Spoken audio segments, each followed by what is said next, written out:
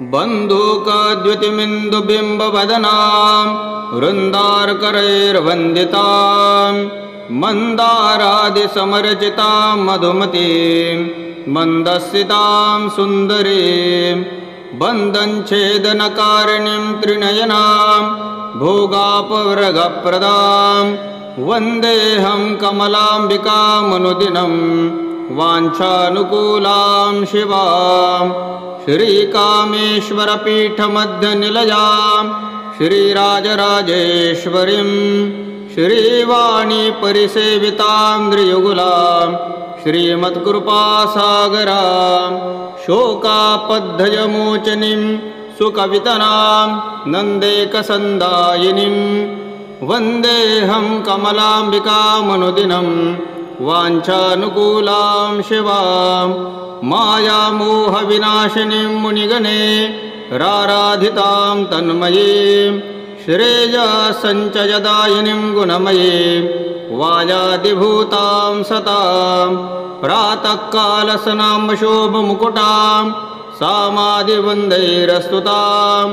वन्देऽहं कमलाम्बिकामनुदिनं वाञ्छानुकूलां शिवां बालां भक्तजनोघचित्तनिलयां बालेन्द्रचूडाम्बरां सालोक्याद्यचतुर्विधां फलददां नीलोत्पलाक्षैजतां कालारिप्रीनायिकां कमललां प्रध्वंसिनीं कौलिनीं वन्देऽहं कमलाम्बिकामनुदिनं वाञ्छानुकूलां शिवाम् आनन्दामृतसिन्धुमध्यनिलया मज्ञानमूलापहाम् आनन्दामृतसिन्धुमध्यनिलया माज्ञानमूलापहाम् ज्ञानां नन्दविवर्धिनीं विजययां मीनेक्षिणां मोहिनीं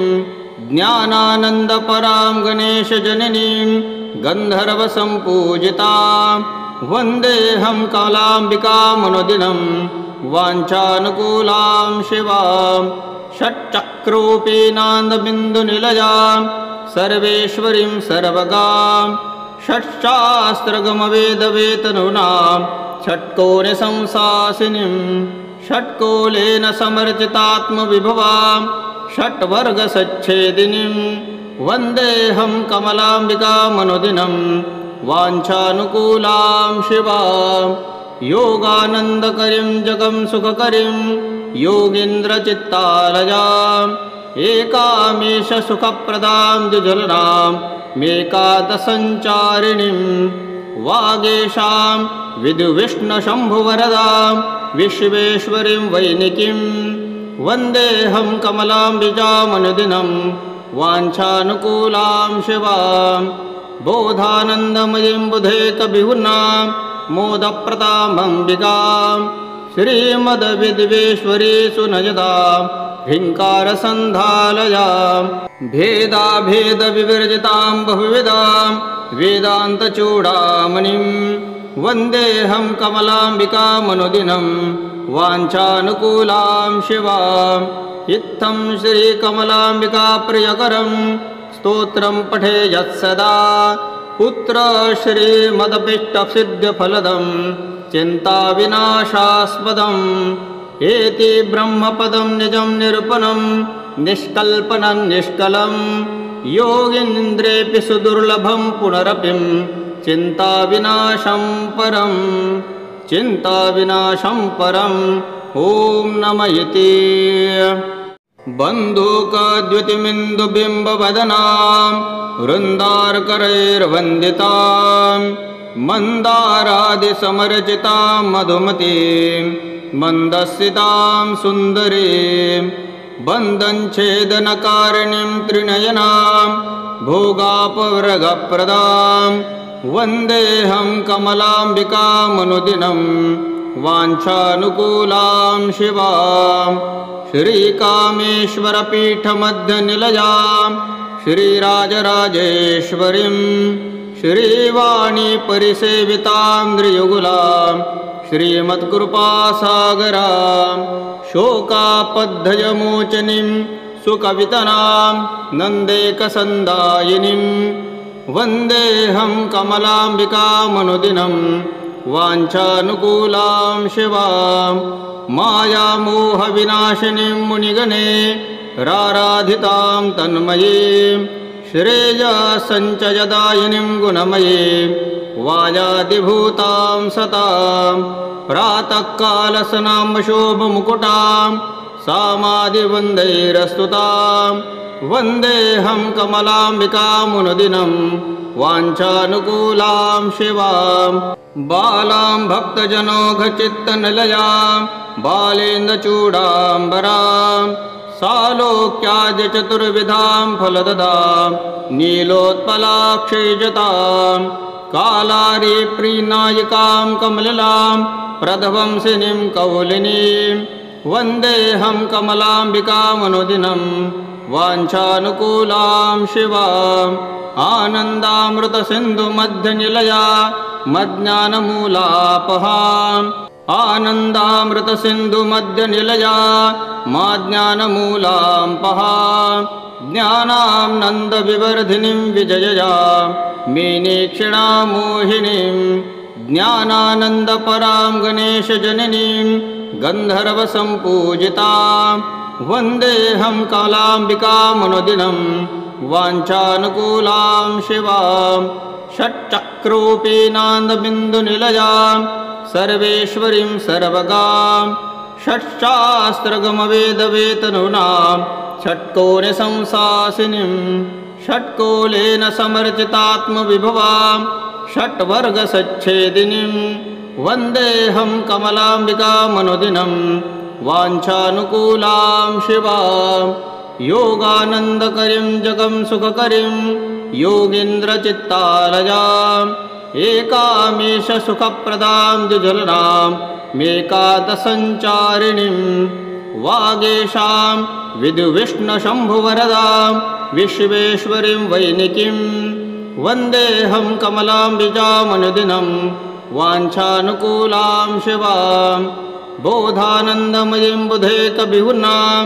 मोदप्रतामम्बिकां श्रीमद्विद्वेश्वरी सुनयदां ह्रीङ्कारसन्धालयां भेदाभेदविवर्जितां बहुविधां वेदान्तचूडामणिं वन्देऽहं कमलाम्बिकामनुदिनं वाञ्छानुकूलां शिवाम् इत्थं श्रीकमलाम्बिकाप्रियकरं स्तोत्रं पठे यत्सदा पुत्रश्रीमदभीष्टसिद्ध्यफलदं चिन्ताविनाशास्पदम् एति ब्रह्मपदं निजं निरूपणं निष्कल्पनं निष्कलं योगीन्द्रेऽपि सुदुर्लभं पुनरपिं चिन्ताविनाशं परम् ॐ नम इति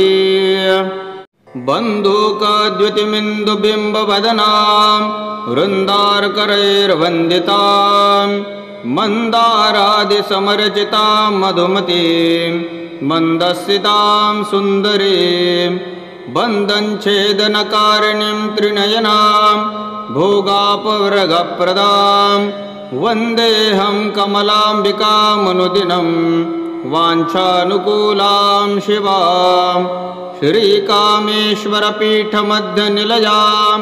श्रीराजराजेश्वरीं श्रीवाणीपरिसेवितां नृयुगुलां श्रीमत्कृपासागरां शोकापद्धयमोचनीं सुकवितनां नन्देकसन्दायिनीं वन्देऽहं कमलाम्बिकामनुदिनं वाञ्छानुकूलां शिवां मायामोहविनाशिनीं मुनिगणे राराधितां तन्मयीं श्रेयसञ्चयदायिनीं गुणमयीं वाजादिभूतां सतां प्रातःकालसनाम्बशोभमुकुटां सामादिवन्दैरस्तुतां वन्देऽहं कमलाम्बिकामनुदिनं वाञ्छानुकूलां शिवां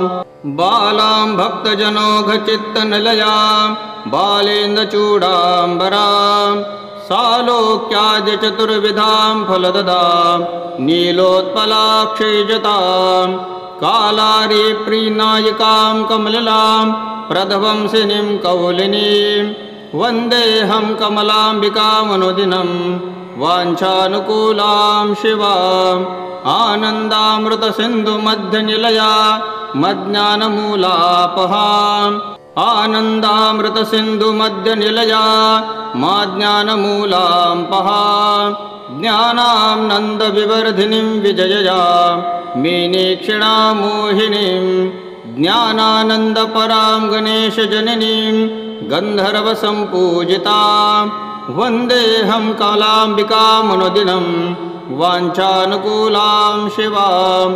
षट्चक्रोपीनान्दबिन्दुनिलयां सर्वेश्वरीं सर्वगां षट्शास्त्रगमवेदवेतनूनां षट्कोणसंसासिनीं षट्कोलेन समर्चितात्मविभवां षट्वर्गसच्छेदिनीं वन्देऽहं कमलाम्बिकामनुदिनं वाञ्छानुकूलां शिवां योगानन्दकरीं जगं सुखकरीं योगीन्द्रचित्तालयाम् एकामीशसुखप्रदां द्विजलनां मेकादसञ्चारिणीं वागेशां विदुविष्णुशम्भुवरदां विश्वेश्वरीं वैनिकीं वन्देऽहं कमलाम्बिकामनुदिनं वाञ्छानुकूलां शिवां बोधानन्दमयीं बुधेकविहुनां मोदप्रदामम्बिकां श्रीमद्विद्वेश्वरी सुनयदां ह्रीङ्कारसन्धालयां भेदाभेदविवर्जितां बहुविधां वेदान्तचूडामणिं वन्देऽहं कमलाम्बिकामनुदिनं वाञ्छानुकूलां शिवाम् इत्थं श्रीकमलाम्बिकाप्रियकरं स्तोत्रं पठे यत्सदा पुत्रश्रीमदभीष्टसिद्ध्यफलदं चिन्ताविनाशास्पदम् एति ब्रह्मपदं निजं निरूपणं निष्कल्पनं निष्कलं योगीन्द्रेऽपि सुदुर्लभं पुनरपिं चिन्ताविनाशं परम् ॐ नमः इति बन्धूकद्युतिमिन्दुबिम्बवदनां वृन्दारकरैर्वन्दितां मन्दारादिसमर्चितां मधुमतीं मन्दस्सितां सुन्दरीं बन्धनच्छेदनकारिणीं त्रिनयनां भोगापवर्गप्रदां वन्देऽहं कमलाम्बिकामनुदिनं वाञ्छानुकूलां शिवां श्रीकामेश्वरपीठमध्यनिलयां श्रीराजराजेश्वरीं श्रीवाणीपरिसेवितां नृयुगुलां श्रीमत्कृपासागरां शोकापद्धयमोचनीं सुकवितनां नन्देकसन्दायिनीं वन्देऽहं कमलाम्बिकामनुदिनं वाञ्छानुकूलां शिवां मायामोहविनाशिनीं मुनिगणे राराधितां तन्मयीं श्रेयसञ्चयदायिनीं गुणमयीं वायादिभूतां सतां प्रातःकालसनाम्बशोभमुकुटां सामादिवन्दैरस्तुतां वन्देऽहं कमलाम्बिकामनुदिनं वाञ्छानुकूलां शिवां बालां भक्तजनौघचित्तनिलयां बालेन्द्रचूडाम्बरां सालोक्याद्यचतुर्विधां फलददां नीलोत्पलाक्षैजतां कालारिप्रीनायिकां कमललां प्रध्वंसिनीं कौलिनीं वन्देऽहं कमलाम्बिकामनुदिनं वाञ्छानुकूलां शिवाम् आनन्दामृतसिन्धुमध्यनिलया मज्ञानमूलापहाम्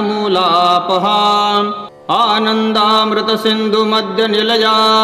माज्ञानमूलां पहाम् ज्ञानां नन्दविवर्धिनीं विजययां मीनीक्षिणां मोहिनीं ज्ञानानन्दपरां गणेशजननीं गन्धर्वसम्पूजितां वन्देऽहं कालाम्बिकामनुदिनं वाञ्छानुकूलां शिवां षट्चक्रोपीनान्दबिन्दुनिलयां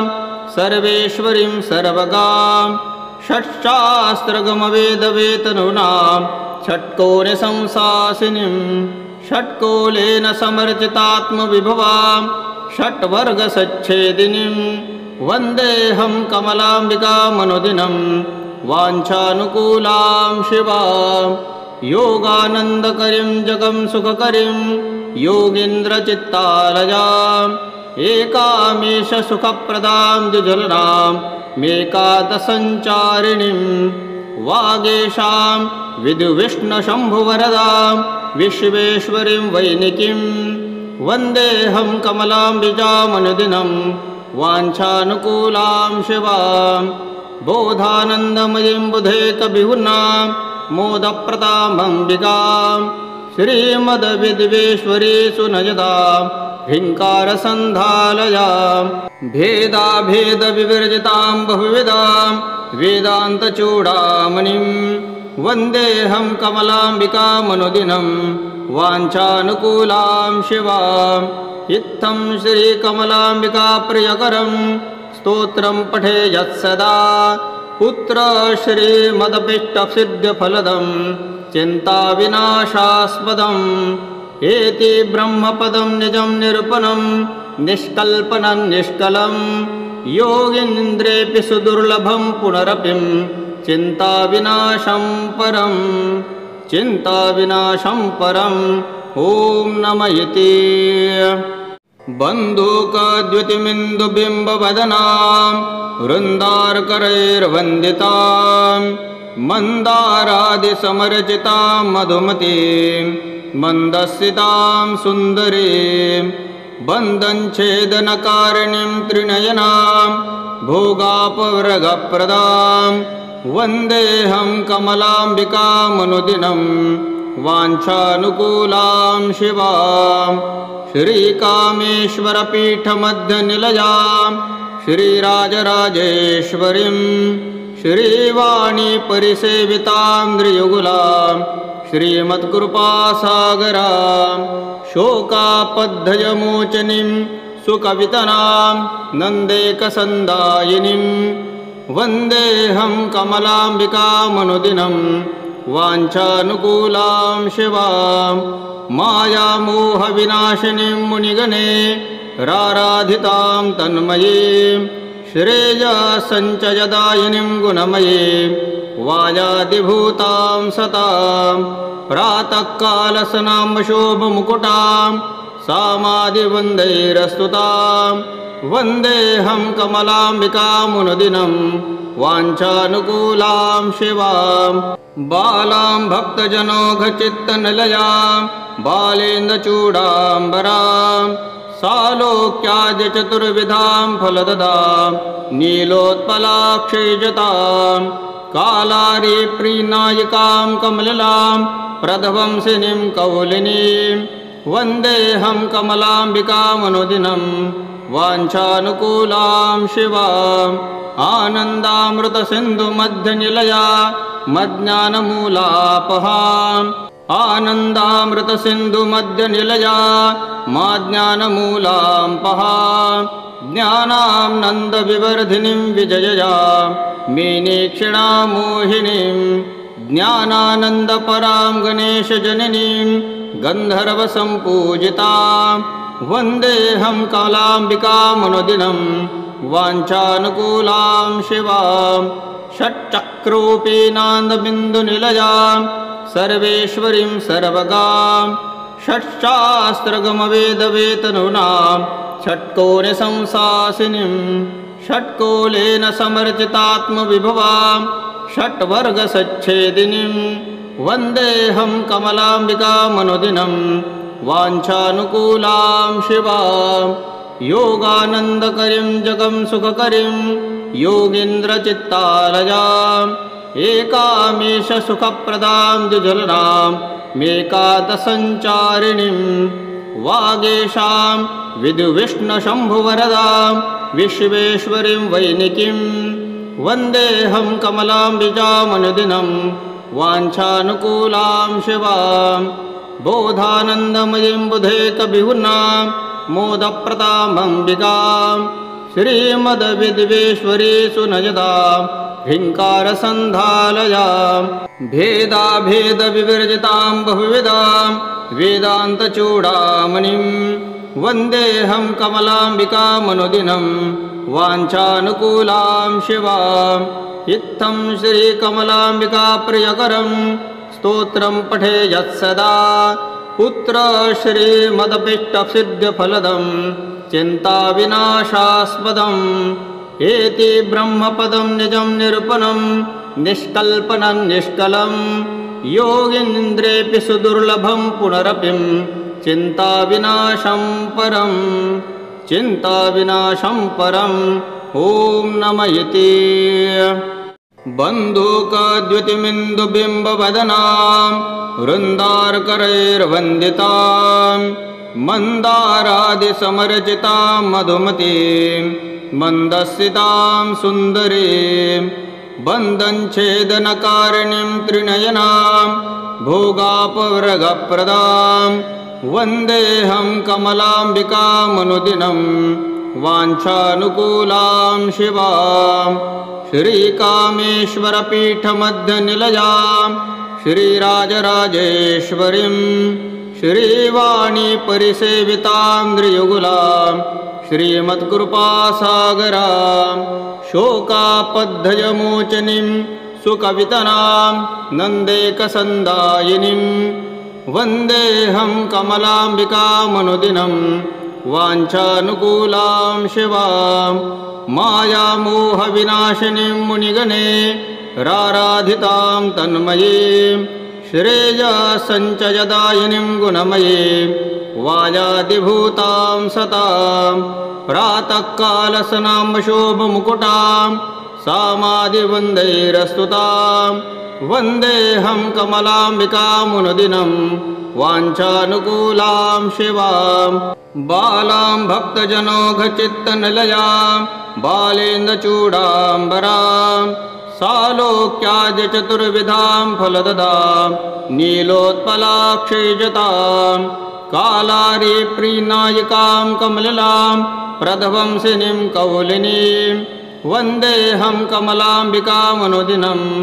वाञ्छानुकूलां शिवाम् आनन्दामृतसिन्धुमध्यनिलया मज्ञानमूलापहाम् आनन्दामृतसिन्धुमध्यनिलया माज्ञानमूलापहाम् ज्ञानां नन्दविवर्धिनीं विजययां मीनेक्षिणां मोहिनीं ज्ञानानन्दपरां गणेशजननीं गन्धर्वसम्पूजितां वन्देऽहं कमलाम्बिकामनुदिनं वाञ्छानुकूलां शिवां षट्चक्रोपीनान्दबिन्दुनिलयां सर्वेश्वरीं सर्वगां षट्शास्त्रगमवेदवेतनूनां षट्कोणसंशासिनीं षट्कोलेन समर्चितात्मविभवां षट्वर्गसच्छेदिनीं वन्देऽहं कमलाम्बिकामनुदिनं वाञ्छानुकूलां शिवां योगानन्दकरीं जगं सुखकरीं योगीन्द्रचित्तालयाम् एकामीशसुखप्रदां द्विजलनां मेकादसञ्चारिणीं वागेशां विदुविष्णुशम्भुवरदां विश्वेश्वरीं वैनिकीं वन्देऽहं कमलाम्बिकामनुदिनं वाञ्छानुकूलां शिवां बोधानन्दमयीं बुधेकविहुर्नां मोदप्रदामम्बिकां श्रीमद्विद्वेश्वरी सुनयदां ह्रीङ्कारसन्धालयां भेदाभेदविवर्जितां बहुविधां वेदान्तचूडामणिं वन्देऽहं कमलाम्बिकामनुदिनं वाञ्छानुकूलां शिवां इत्थं श्रीकमलाम्बिका प्रियकरं स्तोत्रं पठे यत्सदा पुत्र श्रीमदभीष्टसिद्ध्यफलदं चिन्ताविनाशास्पदम् एति ब्रह्मपदं निजं निरूपणं निष्कल्पनं निष्कलं योगीन्द्रेऽपि सुदुर्लभं पुनरपिं चिन्ताविनाशं परं ॐ नमः इति बन्धूकद्युतिमिन्दुबिम्बवदनां वृन्दारकरैर्वन्दितां मन्दारादिसमरचितां मधुमतीं मन्दस्सितां सुन्दरीं बन्धनच्छेदनकारिणीं त्रिनयनां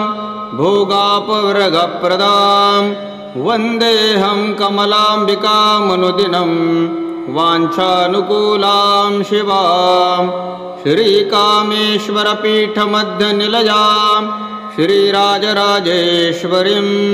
श्रीवाणी परिसेवितां नृयुगुलां श्रीमत्कृपासागरां शोकापद्धयमोचनीं सुकवितनां नन्देकसन्दायिनीं वन्देऽहं कमलाम्बिकामनुदिनं वाञ्छानुकूलां शिवां मायामोहविनाशिनीं मुनिगणे राराधितां तन्मयीं श्रेयसञ्चयदायिनीं गुणमयीं वाजादिभूतां सतां प्रातःकालसनामशोभमुकुटां सामादिवन्दैरस्तुतां वन्देऽहं कमलाम्बिकामनुदिनं वाञ्छानुकूलां शिवां बालां भक्तजनौघचित्तनिलयां बालेन्द्रचूडाम्बरां सालोक्याद्यचतुर्विधां फलददां नीलोत्पलाक्षैजतां कालारिप्रीनायिकां कमललां प्रध्वंसिनीं कौलिनीं वन्देऽहं कमलाम्बिकामनुदिनं वाञ्छानुकूलां शिवाम् आनन्दामृतसिन्धुमध्यनिलया मज्ञानमूलापहाम् आनन्दामृतसिन्धुमध्यनिलया माज्ञानमूलापहाम् ज्ञानां नन्दविवर्धिनीं विजययां मीनेक्षिणां मोहिनीं ज्ञानानन्दपरां गणेशजननीं गन्धर्वसम्पूजितां वन्देऽहं कमलाम्बिकामनुदिनं वाञ्छानुकूलां शिवां षट्चक्रोपीनान्दबिन्दुनिलयां सर्वेश्वरीं सर्वगां षट्शास्त्रगमवेदवेतनूनां षट्कोणसंशासिनीं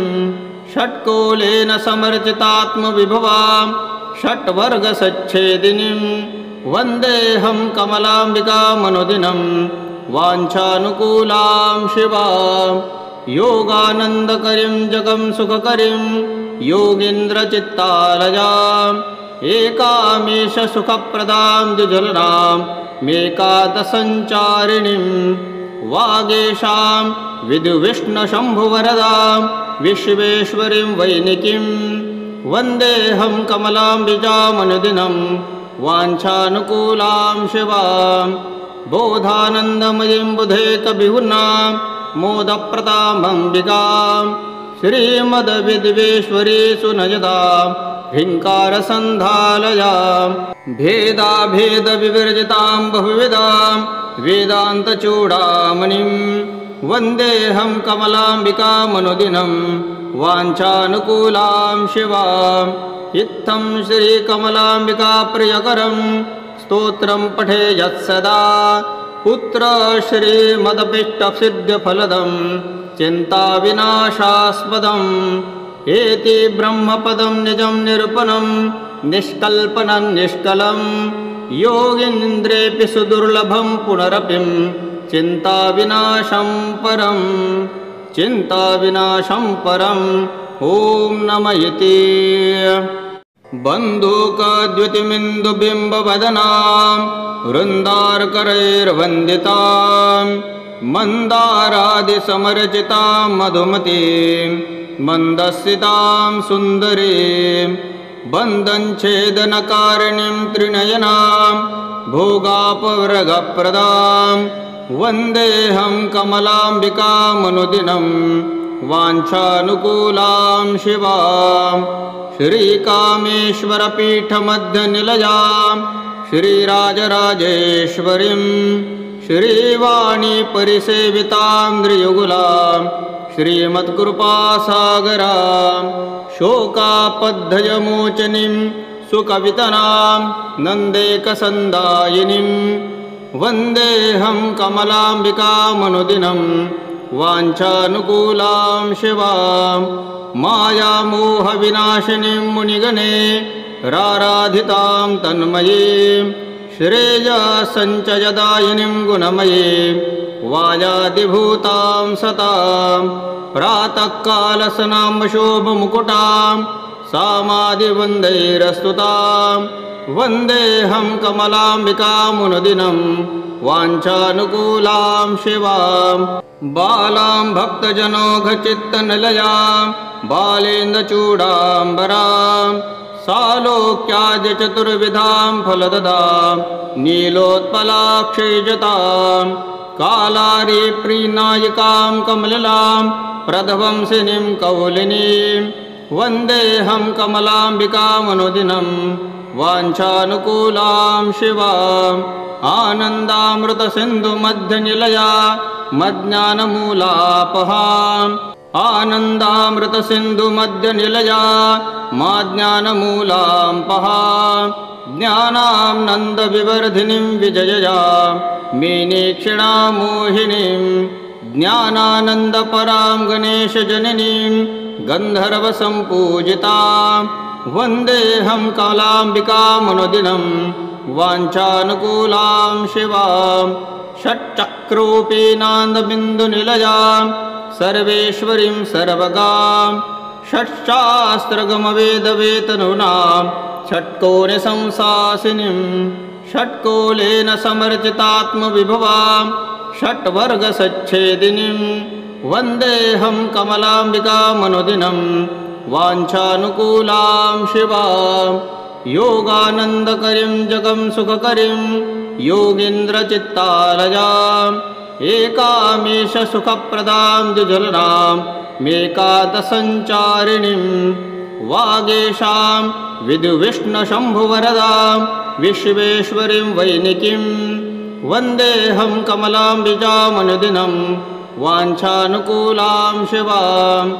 बोधानन्दमयीं बुधेकविहुनां मोदप्रदामम्बिकां श्रीमद्विद्वेश्वरी सुनयदां ह्रीङ्कारसन्धालयां भेदाभेदविवर्जितां बहुविधां वेदान्तचूडामणिं